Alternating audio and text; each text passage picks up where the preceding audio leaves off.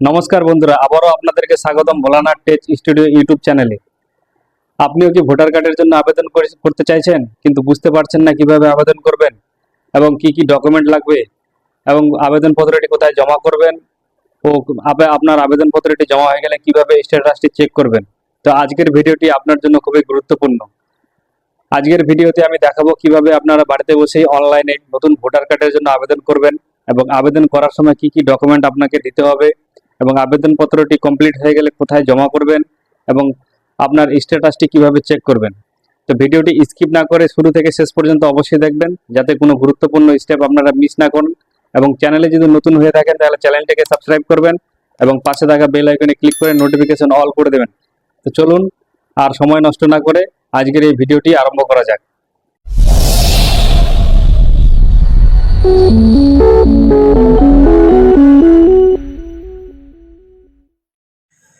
তো তার জন্য আমাদেরকে প্রথমে চলে আসতে হবে voter.eci.gov.in এই ওয়েবসাইটে আসার পরে দেখুন এখানটায় লগ ইন এবং সাইন আপ বলে দুটি অপশন পাবেন।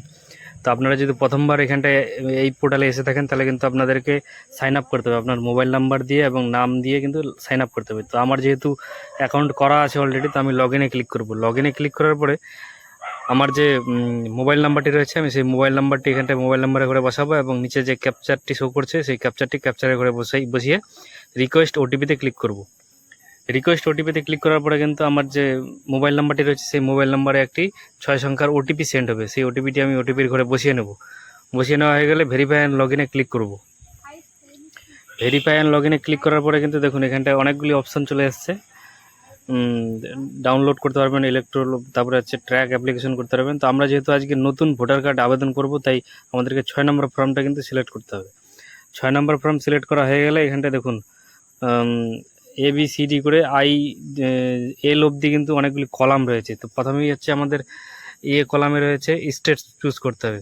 স্টেট চুজ করা হয়ে গেলে ডিস্ট্রিক্টটা চুজ করে নিতে হবে। এখান থেকে ডিস্ট্রিক্ট হয়ে গেলে হচ্ছে এখান থেকে বিধানসভা চুজ করা হয়ে গেলে একটু লোড নেবে পেজটি। তারপরে দেখুন এখানে নেক্সট বলে যে অপশনটা আছে, নেক্সটে ক্লিক করতে হবে। নেক্সটে ক্লিক করা হয়ে গেলে আবেদনকারীর নাম লিখতে হবে।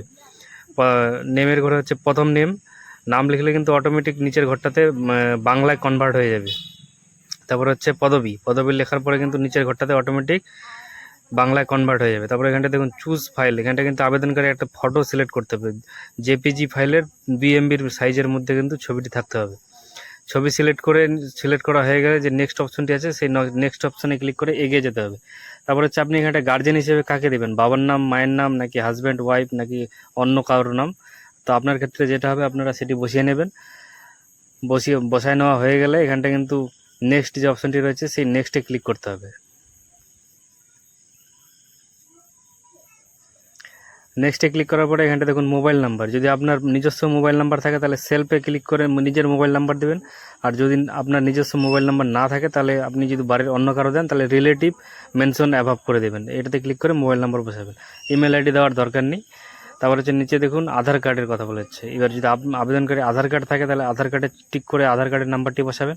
আর যদি আধার কার্ড না থাকে তাহলে আই এম নট অ্যাভেলেবেল এটাতে ক্লিক করে কিন্তু এগিয়ে যাবেন।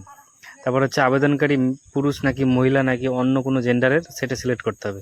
সেটা সিলেক্ট করা হয়ে গেলে আবেদনকারীর কিন্তু এখান থেকে ডেট অফ বার্থটা সিলেক্ট করতে হবে।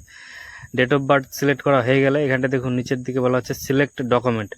আপনি ডেট অফ বার্থ প্রুফ হিসেবে কোন ডকুমেন্টটি দেবেন, আধার কার্ড দেবেন নাকি আপনার অ্যাডমিট কার্ড যদি থাকে অ্যাডমিট কার্ড দিতে পারেন, বা অন্য কোনো সরকারি ডকুমেন্ট যদি আপনার কাছে থাকে তাহলে কিন্তু আপনারা সেটা দিতে পারেন।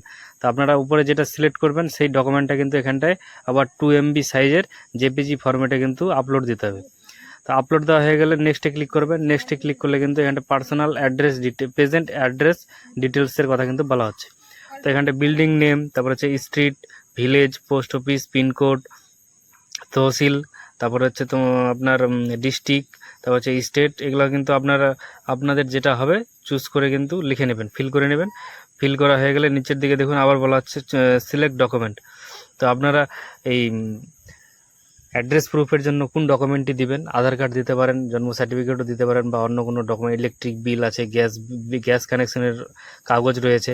তো আপনাদের ক্ষেত্রে যেটা হবে আপনারা দিবেন। তারপর সেটি কিন্তু যে ডকুমেন্টটি সিলেক্ট করবেন সেই ডকুমেন্টটা আবার এখানটা কিন্তু আপলোড দিতে হবে, সেম আবার ওই 2 MB জেপিজি ফরম্যাটে। তো তারপরে এটা অপশন বলা হচ্ছে ডিসেবিলিটি। যদি আবেদনকারী ডিসেবিলিটি হয়ে থাকে তাহলে কিন্তু এই ঘরটি ফিল আপ করতে হবে। এটা অপশনাল রয়েছে, যদি হয় তাহলে ফিল আপ করবেন, নাহলে কিন্তু নেক্সট করে এগিয়ে যাবেন। তারপরে হচ্ছে আপনার ভোটার কার্ডে গার্জেন হিসেবে কার নামটা দেবেন, মায়ের নাম নাকি বাবার নাম, সে যার নাম দেবেন তার নামটা কিন্তু এখানটা লিখতে হবে। নাম লেখা হয়ে গেলে চুজ করবেন যে সে কে, সম্পর্ক কে হয়, তার ভোটার কার্ডের নাম্বারটা কিন্তু লিখতে হবে। তারপর দেখুন একটু নিচের দিকে আসলে কিন্তু অ্যাপ্লিকেন্টের নাম, মোবাইল নাম্বার, অ্যাড্রেস সম্পূর্ণ কিছু শো করছে। তারপরে দেখুন এখানটা my name exit in electoral, তারপরে হচ্ছে মাই প্যারেন্টস নেম ইজ ইলেকট্রোলে, মানে আপনার 2002 সালে বা 2026 সালে কার নাম রয়েছে ভোটার লিস্টে। তো যেহেতু আপনার নাম নিশ্চয়ই থাকবে না, তাহলে প্রথমটা আপনাদের ক্ষেত্রে হবে না। দ্বিতীয় যে অপশনটা রয়েছে আমার বাবা মা বা ঠাকুরদা ঠাকুরমা, সেটা সিলেক্ট করতে হবে। সেটা সিলেক্ট করার পরে কিন্তু আপনাদেরকে নিচে পুরো ডিটেলসটা কিন্তু লিখতে হবে।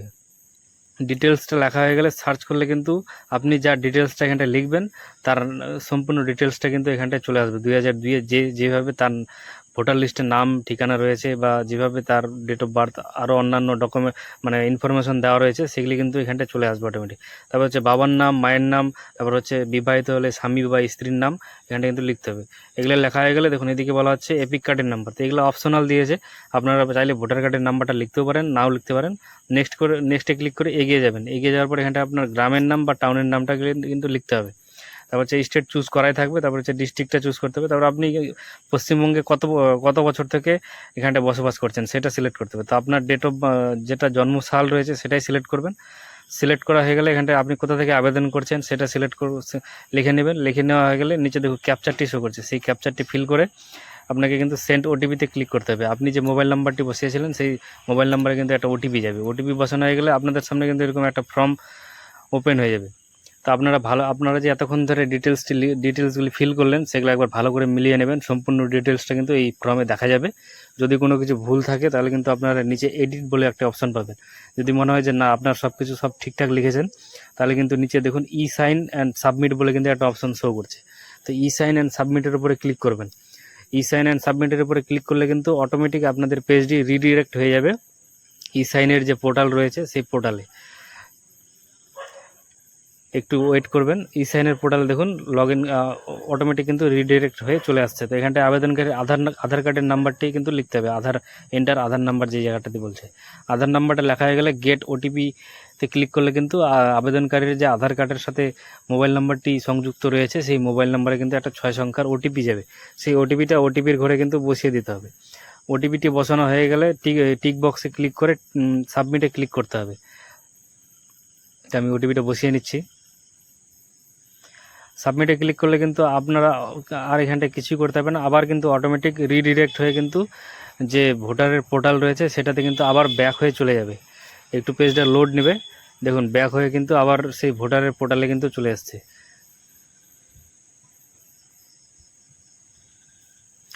ভোটারের পোর্টালে আসার পরে দেখুন এখানটা কিন্তু আপনাদের একটা রেফারেন্স নাম্বার, আপনাদের কিন্তু আবেদনটি সাকসেসফুলিভাবে সাবমিট হয়ে গেছে। এখানটা কিন্তু একটা রেফারেন্স নাম্বার জেনারেট হয়ে যাবে। তারপর হচ্ছে এখানটা বলা হচ্ছে ডাউনলোড অ্যাকনোলেজমেন্ট। আপনারা কিন্তু চাইলে এখান থেকে আপনাদের যে আবেদনপত্রটি রয়েছে সেটি কিন্তু প্রিন্ট আউট করে বাড়িতে রেখে দিতে পারেন। পরবর্তী যেটা কাজ হবে, আপনার যে আবেদনটি রয়েছে সেটি ব্লকে কিন্তু আপনাদের একটি লিস্ট বেরোবে। সেই লিস্টে কিন্তু আপনার নাম যখন থাকবে, আপনাদের যে লোকাল বিএল রয়েছে সে কিন্তু আপনাকে ফোন করবে বা আপনার বাড়িতে আসতে পারে।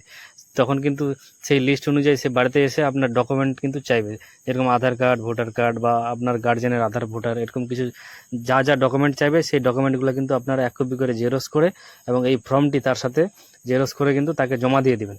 জমা দেওয়া হয়ে গেলে আপনারা অনলাইনে কিছুদিন পরে এই যে রেফারেন্স নাম্বারটি জেনারেট হলো সেটা দিয়ে কিন্তু আপনার আবেদনটি কী পরিস্থিতিতে রয়েছে, কী স্থিতিতে আপনার ভোটার কার্ডটি হলো কিনা সেটি কিন্তু দেখতে পারবেন। তো আশা করি বন্ধুরা বুঝতে পেরেছেন কীভাবে ভোটার কার্ডের আবেদন করবেন 2026 সালের নতুন নিয়মে। ভিডিওটি যদি ভালো লাগে তাহলে একটি লাইক করবেন এবং বন্ধুদের সঙ্গে শেয়ার করে তাদেরকে ইনফরমেশন দেওয়ার চেষ্টা করবেন। তো আজকের ভিডিওটা এই পর্যন্তই। দেখা হবে আবার অন্য কোনো ভিডিওতে। ততক্ষণে সুস্থ থাকবেন, ভালো থাকবেন। ধন্যবাদ।